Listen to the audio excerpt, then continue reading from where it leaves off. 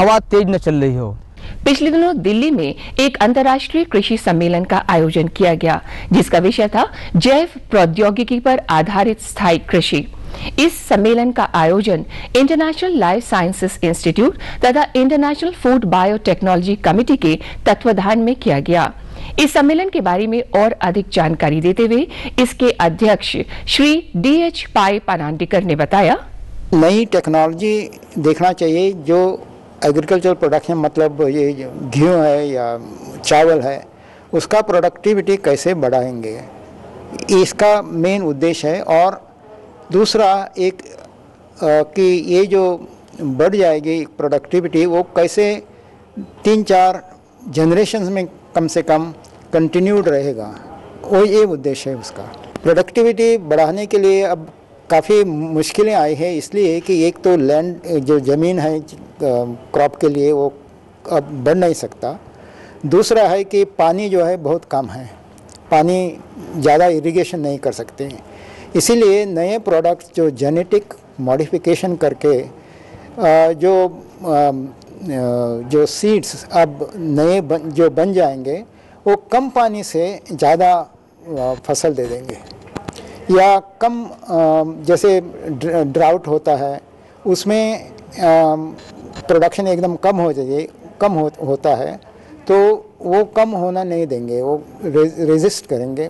जैसे कि ड्राउट हो गया या बाकी जो एनवायरमेंटल प्रॉब्लम्स आते हैं, उससे वो रेजिस्ट कर सकेंगे। दिन भर चले इस सम्मेलन के 4 चरणों में विभिन्न विषयों पर चर्चा की गई।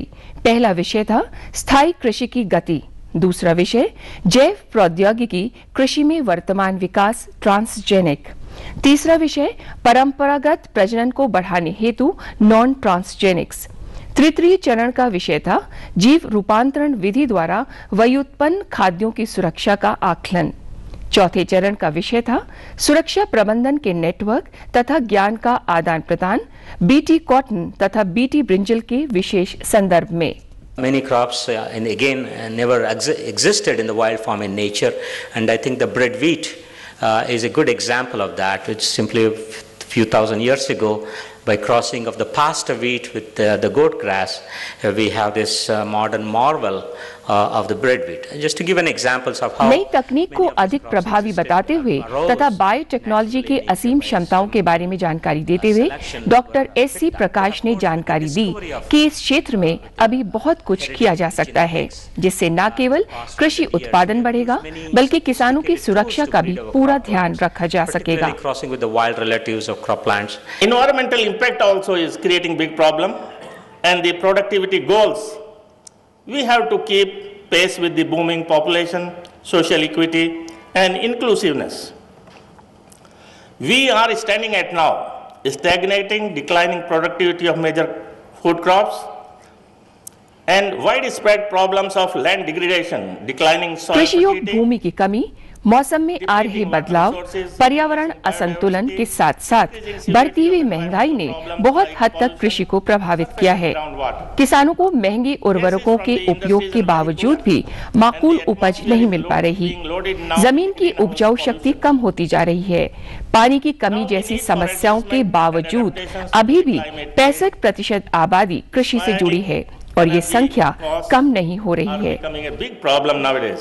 FAO's definition, it says biotechnology provides powerful tools for the sustainable development of agriculture, fisheries and forestry, as well as the food industry. When appropriately integrated with other technology, it can be of significant assistance in meeting the needs of an expanding and increasingly urbanized population in the next millennium. इस अवसर पे हमने कई वैज्ञानिकों से बातचीत की, जिन्होंने बताया भारतवर्ष में 60% से ज़्यादा का जो एरिया है वो सूखे से प्रभावित होता रहता है, क्योंकि उस एरिया में सिर्फ सिंचाई के कोई साधन नहीं होने के कारण बारिश पर ही निर्भर रहता है। तो इसलिए हम साइंटिस्ट लोग वो ट्रांसजेनिक क्रॉप्स या GM क्रॉप्स बनाने की कोशिश कर रहे हैं जो कि सूखे से लड़ने में क्षमता रहेगी और कम पानी से भी पैदावार में ज़्यादा कमी नहीं आएगी। अभी तक जो कार्य जीएम क्रॉप्स पर ज़्यादातर आपने देखा होगा विश्व भर में या अपने हिंदुस्तान में भी, वो ज़्यादातर वो वैरायटीज़ बनाई गई हैं जो कीड़ों से बचने की जिसमें ताकत है।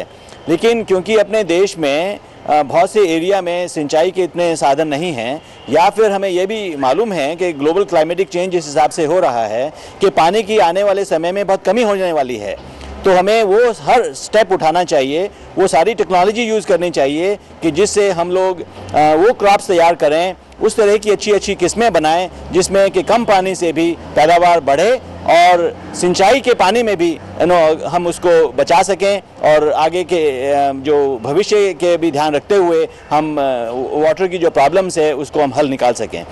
उसके साथ साथ जो बहुत ज़रूरी हो गया है कि कोई भी किसान बहुत ज़्यादा से ज़्यादा फर्टिलाइज़र डालना ज़रूरी हो गया है ताकि उसकी पैदावार और बढ़े, खास करके नाइट्रोजन।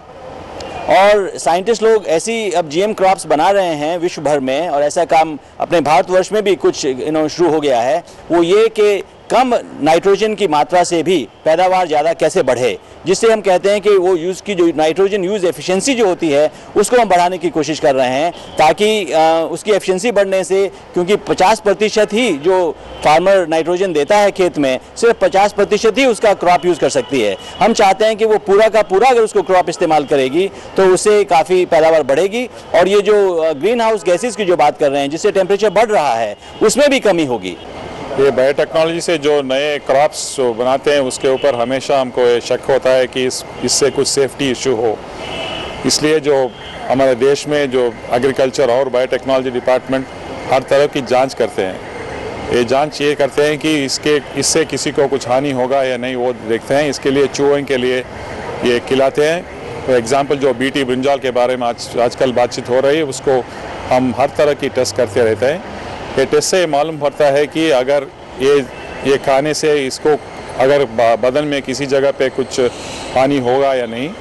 उसके अलावा ये हम चूहों को ये लगभग 3 महीने तक खिलाते हैं और उस देखते रहते हैं कि इससे कुछ प्रॉब्लम होगा या नहीं, और वो चूहे का हर ऑर्गन को हम टेस्ट करके देखते हैं। इसके अलावा ये भी टेस्टिंग होता है कि इससे कुछ एलर्जी ना हो, क्योंकि जो बीटी प्रोटीन जो कंज्यूम करते हैं उससे कुछ एलर्जिक रिएक्शन होगा या नहीं। तो ये बहुत तरह के टेस्ट होते हैं, और ये सब जांच करने के बाद उसका एनवायरमेंटल सेफ्टी भी देखते हैं कि अगर इससे कुछ सॉइल बैक्टीरिया का कुछ चेंजेस होगा या दूसरे एनवायरमेंट बायोडाइवर्सिटी में कुछ चेंजेस होगा। ये सब जांच करने के बाद ही ये पब्लिक के लिए रिलीज़ होगा। इसलिए ये जीएम टेक्नोलॉजी से हमारे लिए बहुत फ़ायदा हो सकता है। उसे सबसे बड़ी फ़ायदा ये है कि ये ब्रिंजाल से आजकल बहुत सारे पेस्टिसाइड की इस्तेमाल होते रहता है। ये पेस्टिसाइड इस्तेमाल करने से ग्राउंड वाटर पोल्यूट होता है, और जो पेस्टिसाइड जो अप्लाई करते हैं वो फार्मर्स का भी हेल्थ रिस्क होता है। और ये बीटी ब्रिंजाल से वो पेस्टिसाइड यूज़ 80% कम हो सकता है। इसलिए हमारे देश के लिए जो ब्रिंजाल बहुत कॉमन वेजिटेबल है, हर कोने में इसका एडवांटेज होगा। उसमें सेफ्टी इश्यूज साइंस के मुताबिक कुछ भी नहीं होगा। 30% हमारा हिंदुस्तानी जो पॉपुलेशन है वो कुपोषण से प्रॉब्लम में रहे, और इसीलिए हमको एक स्टेपल फूड बनाना है जो फूड में आयरन, विटामिन ए, प्रोटीन सारे रहे। और इसी में हमने काम कर रहा। आईसीआर का इंस्टीट्यूट डीबीटी का सपोर्ट के लेके ये काम चल रहा। जैसे हम राइस, व्हीट, मेज और सारे जो क्रॉप बना रहा, उस क्रॉप में विटामिन ए रहे, प्रोटीन रहे और आयरन भी रहे, उसके साथ जिंक भी रहे।